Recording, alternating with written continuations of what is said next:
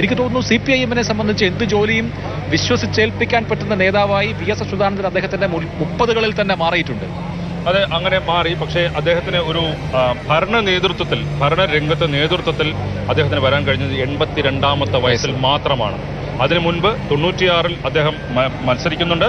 അന്ന് 96-ൽ മത്സരിക്കുമ്പോൾ അദ്ദേഹം മുഖ്യമന്ത്രിയാകുമെന്നാണ് പൊതുവെ കരുതപ്പെട്ടത്. പക്ഷേ അപ്രതീക്ഷിതമായി അദ്ദേഹം മാരാരിക്കുളത്ത് PJ ഫ്രാൻസിസിനോട് പരാജയപ്പെടുന്നു. വളരെ കുറഞ്ഞ വോട്ടുകൾക്ക് പരാജയപ്പെടുന്നു. അതിനുശേഷം 96 കഴിഞ്ഞ് 2001-ൽ LDF-ന് അധികാരം കിട്ടുന്നില്ല.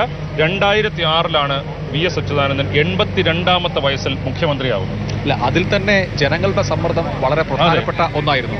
VS അച്യുതാനന്ദന് വേണ്ടി പാർട്ടിക്കാരും അല്ലാത്തവരുമായ ജനങ്ങൾ, ഇപ്പോൾ നമ്മൾ ഈ AKG സെന്ററിൽ ജനങ്ങൾ തടിച്ചുകൂടി VS-ന് അന്തിമോപചാരം അർപ്പിക്കാൻ തടിച്ചുകൂടിയതുപോലെ കന്റോൺമെന്റ് ഹൗസിന് മുമ്പിൽ ഈ ആൾക്കൂട്ടം 2006 രൂപപ്പെട്ടിട്ടുണ്ട്. അന്നും കണ്ണേ കരളെ VS എന്ന മുദ്രാവാക്യം ഉയർന്നിട്ടുണ്ട്. അത് പാർട്ടി VS-നെ പാർലമെന്ററി സ്ഥാനങ്ങളിൽ നിന്ന് തഴഞ്ഞതിനെതിരെയായിരുന്നു. അത് കേരളത്തിന് അങ്ങോളം ഇങ്ങോളം, അങ്ങ് കയ്യൂർ അല്ലെങ്കിൽ കാസർഗോഡ് ജില്ലയിലെ കമ്മ്യൂണിസ്റ്റ് പാർട്ടി ശക്തി കേന്ദ്രങ്ങൾ മുതൽ ആലപ്പുഴ കടന്ന് തിരുവനന്തപുരം വരെ കമ്മ്യൂണിസ്റ്റ് പാർട്ടിയുടെ CPIM-ന്റെ സാധാരണ പ്രവർത്തകരും പൊതുജനങ്ങളും തെരുവിലിറങ്ങുകയും VS-ന്റെ ഫ്ലക്സുകളുമായി പ്രകടനം നടത്തുകയും ഒക്കെ ചെയ്ത സന്ദർഭം ഒടുവിൽ പ്രകാശ് കാരാട്ട് കമ്മ്യൂണിസ്റ്റ് പാർട്ടിയുടെ ചരിത്രത്തിൽ തന്നെ അപൂർവമായിട്ടാണ് പുറത്തുനിന്നുള്ള സമ്മർദ്ദം കൂടി അല്ലെങ്കിൽ പുറത്തുനിന്നുള്ള അഭിപ്രായം കൂടി പരിഗണിച്ചുകൊണ്ട് ഞങ്ങളൊരു തീരുമാനം മാറ്റി എന്ന് പറഞ്ഞിട്ടുണ്ടാവുക. എനിക്ക് തോന്നുന്നു അതൊരു പക്ഷേ ആദ്യത്തെ സന്ദർഭം കൂടിയായിരിക്കും. പ്രകാശ് കാരാട്ട് വാർത്താ സമ്മേളനത്തിൽ തന്നെ പറഞ്ഞു. അത് VR കൃഷ്ണയ്യർ കത്തെഴുതുന്നു. അതുപോലെ തന്നെ സുകുമാർ അഴീക്കോട് ആവശ്യപ്പെടുന്നു. ഇത്തരത്തിലുള്ള വലിയ രീതിയിലുള്ള കേരളത്തിലെ ജനങ്ങളെ സ്വാധീനിക്കാൻ ശേഷിയുള്ള പൗരപ്രമുഖരുടെ സമ്മർദ്ദം, അതുപോലെ തന്നെ ജനങ്ങളുടെ സമ്മർദ്ദം.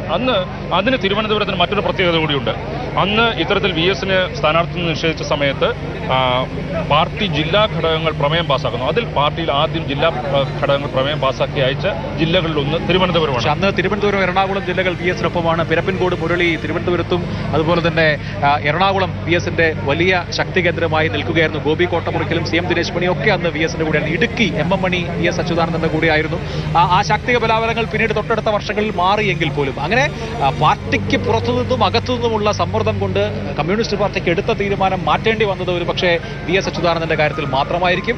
ഈ 2006-ന് കൃത്യമായി 5 കൊല്ലം കഴിഞ്ഞ് 2011-ൽ വീണ്ടും ഒരു ആവർത്തനമുണ്ടായി.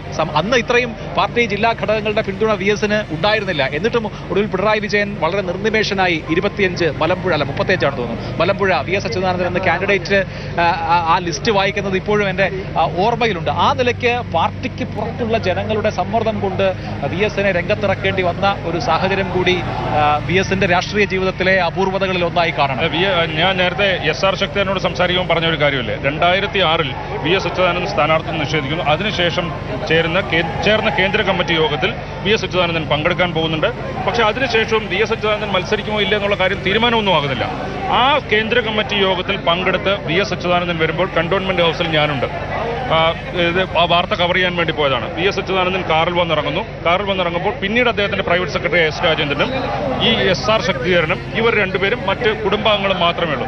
VS അച്യുതാനന്ദൻ അന്ന് വളരെ ഒരു എനർജിയുള്ള സമയമാണ്. അദ്ദേഹം കാറിൽ നിന്ന് ഇറങ്ങുന്നു.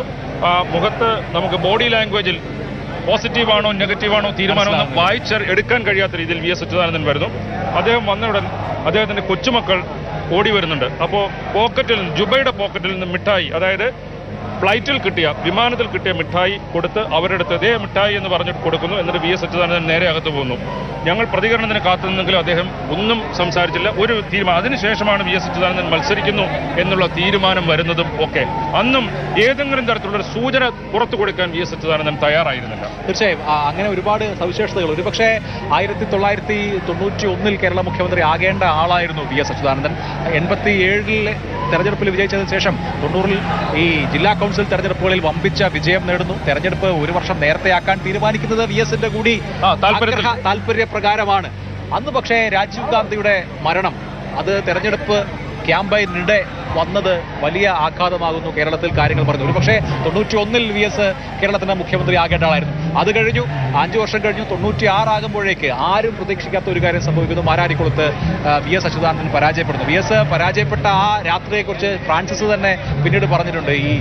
അദ്ദേഹം കൗണ്ടിംഗ് സെന്ററിനകത്തുണ്ട്. കൗണ്ടിംഗ് സെന്ററിനകത്തിരിക്കുമ്പോൾ ഈ ട്രെൻഡ് മാറുന്നതനുസരിച്ച് വേണമെങ്കിൽ വീട്ടിൽ പോയിക്കൂടെ എന്ന് വി എസ് അച്യുതാനന്ദനോട് ചോദിക്കുന്നുണ്ട്. പക്ഷേ അദ്ദേഹം അവസാനത്തെ വോട്ട് എണ്ണി തീർന്നതിന് ശേഷമാണ് മടങ്ങുന്നത് എന്ന് മാത്രമല്ല, വി എസ് ഇറങ്ങി കാറിലേക്ക് കയറുന്ന സമയത്ത് അവിടുത്തെ കോൺഗ്രസ് പ്രവർത്തകർ പടക്കം പൊട്ടിക്കാനോ കൂക്കി വിളിക്കാനോ കൈയടിക്കാനോ പോലും സന്നദ്ധരാവാതെ നിർനിമേഷരായി നോക്കി നിന്നിരുന്നു. വി എസ് അവിടെ നിന്ന് വണ്ടിയിൽ കയറി പുന്നപ്രയിൽ എത്തിയതിനു ശേഷമാണ് കോൺഗ്രസിന്റെ ആഹ്ലാദ പ്രകടനം പോലും തുടങ്ങിയത് എന്ന് അദ്ദേഹത്തിനെ എതിർത്ത് വിജയിച്ച് ഈ അടുത്ത് അദ്ദേഹം അന്തരിച്ചു. അദ്ദേഹം തന്നെയും പറയുന്ന ഒരു കാര്യം നമ്മൾ കേട്ടിട്ടുണ്ട്. അപ്പോൾ അന്ന് ഈ ലിയോ 13 സ്കൂളിലാണ് ഇതിന്റെ കൗണ്ടിംഗ് നടക്കുന്നത്. ഈ മാരാരിക്കുളം മണ്ഡലത്തിന്, അത് നഗരത്തിനകത്ത് തന്നെയാണ്.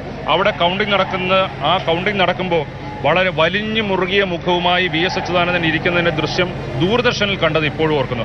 അതിനുശേഷം വീട്ടിൽ വന്നതിന് ശേഷം വി എസ് അച്യുതാനന്ദൻ ഒരു കൈയില്ലാത്ത ബനിയനും ഇട്ട് വീട്ടിലിരിക്കുന്ന ദൃശ്യം, ഒരു തരത്തിലും ഒരു പ്രതികരണവുമില്ല. അന്നൊന്നും വി എസ് അച്യുതാനന്ദൻ മാധ്യമങ്ങളുമായിട്ട് ഒരു തരത്തിലും ഒരു സൗഹൃദം, ഒട്ടും ഫ്രണ്ട്ലി ആയിരുന്നില്ല. അത്തരത്തിലൊരു വി എസ് ആയിരുന്നു. ഏതായാലും ഒരുപക്ഷെ അന്ന് മാധ്യമപ്രവർത്തകർക്ക് വി എസിനോട് ചെന്ന് ഇത്രയും ഒരു ഞെട്ടിക്കുന്ന പരാജയം ഉണ്ടായപ്പോൾ ചെന്ന് ചോദിക്കാനുള്ള ധൈര്യം ഒരുപക്ഷെ ഉണ്ടാകാതിരുന്നതാണോ എന്നും അറിയില്ല. അന്ന് ഇത്രയും വലിയൊരു മാധ്യമങ്ങൾ, ഇത്രയും ചാനൽസോ അതൊന്നുമില്ല. ഈ ദൂരദർശനും അത് കഴിഞ്ഞാൽ ഒരു ചാനലോ അങ്ങനെ മാത്രമുള്ള ഒരു കാലമാണ്. ഏതായാലും വി എസിന് അത് വലിയ ഒരു ഞെട്ടിക്കുന്ന പരാജയമാണ് ഉണ്ടായത്. അതിനുശേഷം അതിന്റെ മുഖ്യ തെരഞ്ഞെടുപ്പ് സംഘാടകൻ ചുമതലയുള്ള ടി കെ പളനിക്കെതിരെ നടപടിയുണ്ടായി. അത്തരത്തിലൊക്കെ ഉണ്ടായെങ്കിലും അതിനുശേഷം പാർട്ടിയിൽ നിന്ന് തന്നെ പുറത്തു പോകേണ്ടി വന്നു. ടി ജെ ആഞ്ചലോസ് തെരഞ്ഞെടുപ്പ് ദിവസം വേണ്ടത്ര ഒരു പാർട്ടി പ്രവർത്തകൻ പുലർത്തേണ്ട ചുമതലയോടുകൂടിയല്ല പ്രവർത്തിച്ചതെന്നുള്ള വിശേഷണം കണ്ടെത്തലുണ്ടായി. ടി ജെ ആഞ്ചലോസിനെ കുറിച്ച് വി എസ് നടത്തിയ പരാമർശം വലിയ രീതിയിൽ വിവാദമായി. ഇതിനുശേഷം പക്ഷേ മാരാരിക്കുളത്ത്, സ്വന്തം ജില്ലയായ ആലപ്പുഴയിൽ വി എസ് അച്യുതാനന്ദൻ മത്സരിച്ചിട്ടില്ല. 2001 ആകുമ്പോഴേക്കും അദ്ദേഹം മലമ്പുഴയിലേക്ക് പോയി. പിന്നീട് അദ്ദേഹം 2001, 2006, 2011, 2016 4 തെരഞ്ഞെടുപ്പുകളിൽ അദ്ദേഹം മലമ്പുഴയിൽ നിന്നാണ് വിജയിച്ചത്.